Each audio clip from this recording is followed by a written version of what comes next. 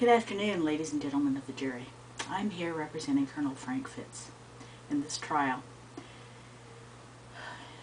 defending him against charges of murder. I know that you have already spent many hours, some of you, thinking about the implications this trial might have for Colonel Fitz. I myself have never served as a jury on a capital trial, but I have a close relative who did, and she told me how it was probably the most serious experience she'd ever had, one that involved much soul searching, one that involved an almost unconscious identification with the defendant, trying to decide during the course of the trial whether this person who was sitting there, this ordinary person, is capable of performing the acts that the prosecution has charged them with. And in fact, this task is probably going to be even more difficult in the case of Colonel Fitz. Colonel Fitz is a retired Marine Corps officer. He spent his entire career defending our country. He's an upright, moral, organized man. He's a rather quiet man. You may or may not see him on the stand, partly because he's so quiet. He's a man of few words. This is not unusual in a criminal trial. The defendant does not have the duty to speak for themselves. In fact, that job is mine and the prosecutor's job. And in fact, one of the hardest things you're going to have to decide, which I'm going to make easier, is that the prosecutor cannot prove beyond a reasonable doubt that Colonel Fitz committed the act that he's charged with today. In fact, Colonel Fitz is not a man who is easily angered. He's a rather quiet man. You'll hear neighbors describe him as very tidy, very polite, extremely orderly, seemed to have a quiet, proper relationship with his wife and his son, and with other neighbors. You'll hear his wife describe him in the same terms, and his son. You'll hear some of the family members of the murder victim. The Lester Burnham's family, his wife, his daughter, describe Colonel Fitz in the same terms. In fact, these same people will also describe the nature of Colonel Fitz's relationship with Mr. Burnham. They had a cordial relationship, but had spoken together, as far as anyone knew, on very few occasions. Nobody will be able to testify that there was any reason, that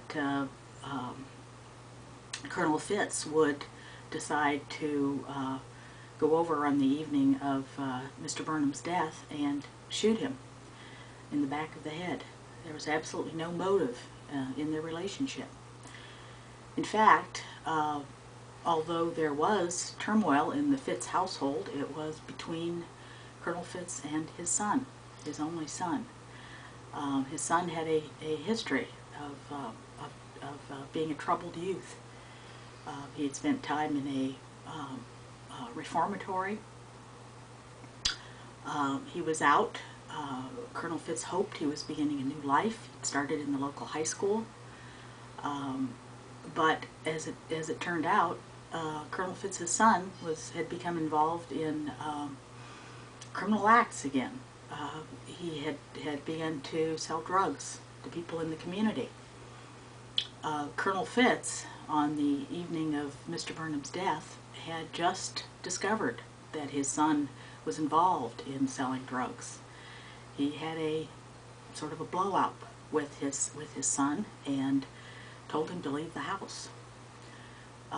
In fact, at the time of Mr. Burnham's death,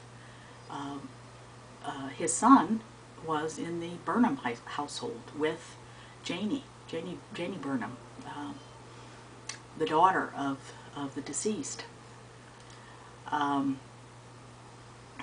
There was far more turmoil in the Burnham household that night than there was in the Fitz household.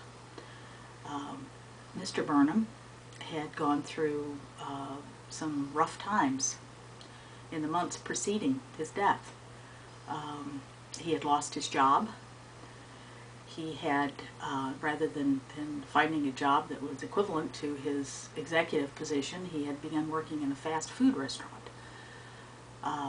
This, of course, caused a lot of discord between him and his wife, who was now responsible for much more of the household expenses than she had been previously. This, of course, creates a lot of marital stress. In addition, Mr. Burnham, as you will hear from his wife, had just discovered that his wife was having an affair with a co-worker in her office, in fact, her boss. This, of course, creates even more marital tension. In fact, you will hear that Mrs. Burnham had started carrying a gun around in her glove compartment of her car. She was having grave doubts about what was going on in Mr. Burnham's mind, whether he was, what was behind the fact that he'd lost his job, the fact that he was working in a fast food restaurant, some of the other behavior that he was exhibiting. Also in the house on the evening of Mr. Burnham's death was his daughter, Janie, who had also been having clashes with her father for various reasons. She was an adolescent. She saw the tension in her parents' marriage. In fact, she and Colonel Fitz's son had even discussed, perhaps in jest, whether they perhaps might shoot Mr. Burnham, Janie's father.